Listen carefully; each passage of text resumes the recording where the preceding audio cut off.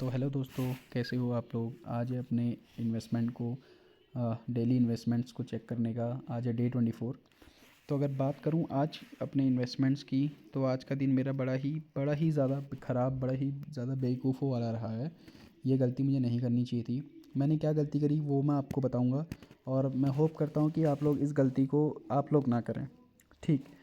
पहली चीज़ तो मैं पिछले 2 या 3 दिन से कोई वीडियो उसको अपलोड नहीं कर रहा था। उसका कारण ये था कि कुछ ख़ास चीज़ था नहीं। मीशो 1% डाउन था, जब तक कि मेरे पास सिर्फ एक ही शेयर पड़ा था मीशो का, वो भी 1% डाउन था। तो मैंने इसको डालना सही नहीं समझा। पर लेकिन आज की जो गलती मैंने करी है वो आप लोग ना करें। ठीक। और वो क्या करी मैंने, वो आपको दिखाता हूँ। जैसा कि आप लोग को पता है, मेरा जो इन्वेस्टमेंट है वो कोटक पे है। आज पहली बात तो, आज जो मीशो है वो करीब करीब अपर सर्किट मारा। करीब करीब नहीं, उसने अपर सर्किट मारा। ठीक। अगर आज आप मीशो को देखें तो इसका यहाँ पे इसने अपर सर्किट को मारा 188.21, जो इसका अपर सर्किट था आज का। ठीक। अपर सर्किट 188.21, और यही इसका अपर सर्किट है। ठीक। देख सकते हैं आप, प्राइस रेंज फ्रॉम 170.29 टू 188.21। तो अपर सर्किट मारने के बाद यहाँ पे मुझे फुल पता था कि ये मीशो वापस गिरेगा, फिर भी मैंने इसको सेल आउट नहीं किया, और end of the day Meesho 1.83% पे क्लोज हो रखा है। पहली चीज़ तो ये। दूसरी चीज़, स्टॉक्स की बात करूँ तो यहाँ पे मुझे करीब करीब 3,000 का प्रॉफिट हो रखा है।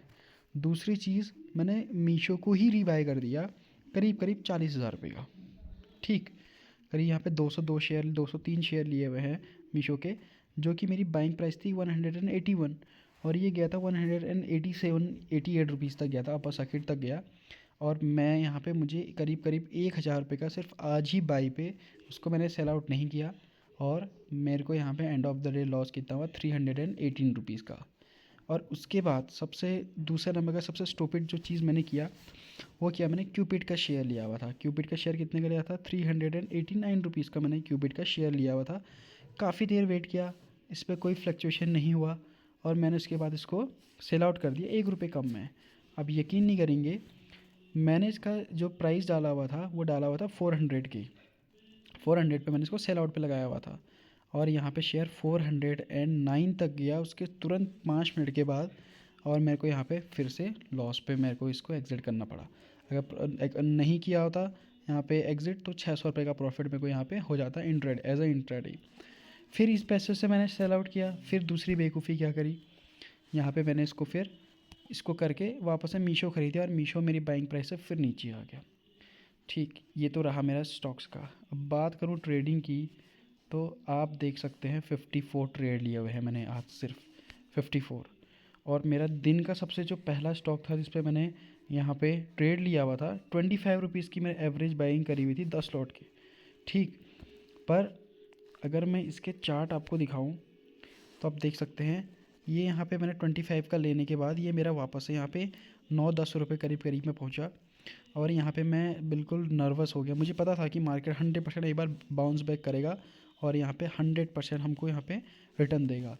पर नहीं, मेरे को थी जल्दबाजी, तो मैंने जल्दबाजी के चक्कर में करते करते इसको सेल आउट कर दिया लॉस पे, और ये उसके बाद गया अराउंड आपका 33.35 पे, और मेरी बाइंग प्राइस थी 25 रुपीज़। अगर यहाँ पे होल्ड करके रखता, 1400 लॉट थे मेरे पास, 1400 लॉट का मुझे करीब 14,000 पे प्रॉफिट होता।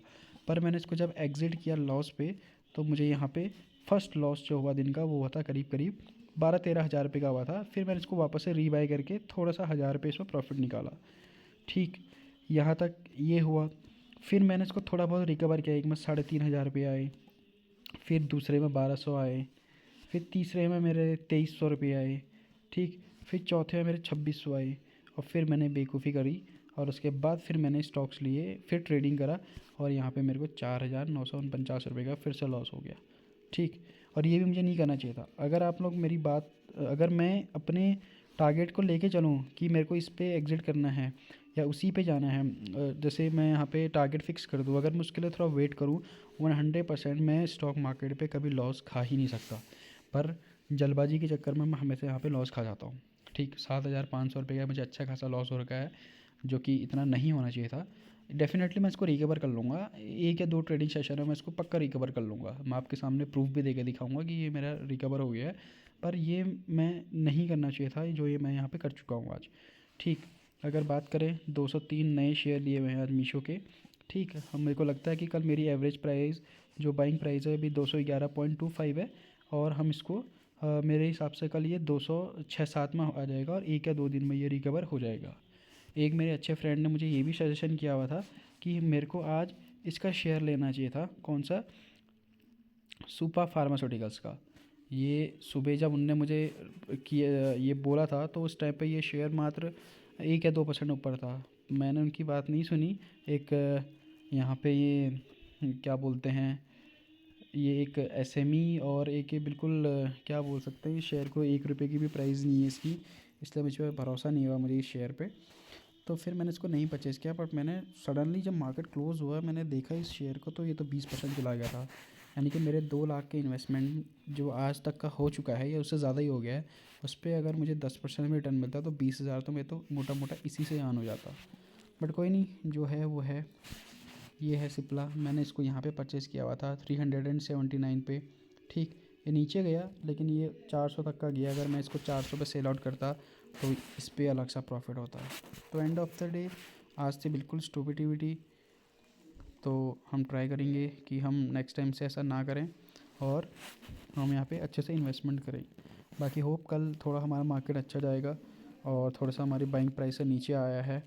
ठीक, एवरेजिंग थोड़ी नीचे हुई है, और कल अगर 5% मारता है वापस से, अगर अपर सर्किट मारता है तो 5-7% ही लॉस पे हम रहेंगे, और करीब करीब 2 लाख रुपये से 2,20,000 तक का हमारा यहाँ पे इन्वेस्टमेंट रहेगा।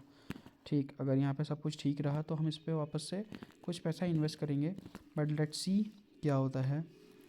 हम लोग थोड़ा और वेट करेंगे, क्योंकि मार्केट प्लस से फिर माइनस में, मतलब इंडियन स्टॉक मार्केट को तो आप जैसे क्या बोलूँ, उसको समझ में नहीं आता मुझे, मीनारे जैसी बना देता है ना।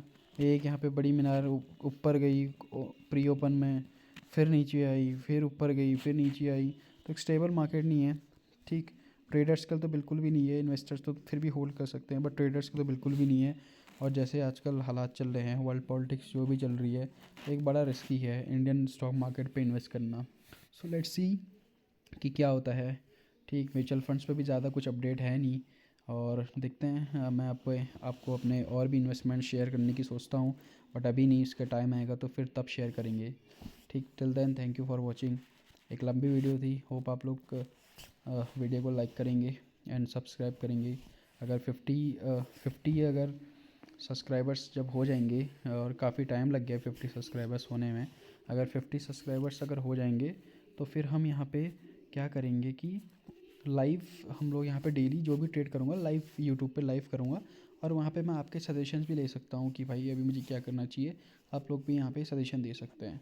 होप कल मीशो ऊपर जाए, एंड लेट्स सी क्या होता है। कुछ खास न्यूज़ है नहीं मीशो के बारे में। ठीक, देखते हैं कल क्या होता है। Thank you for watching.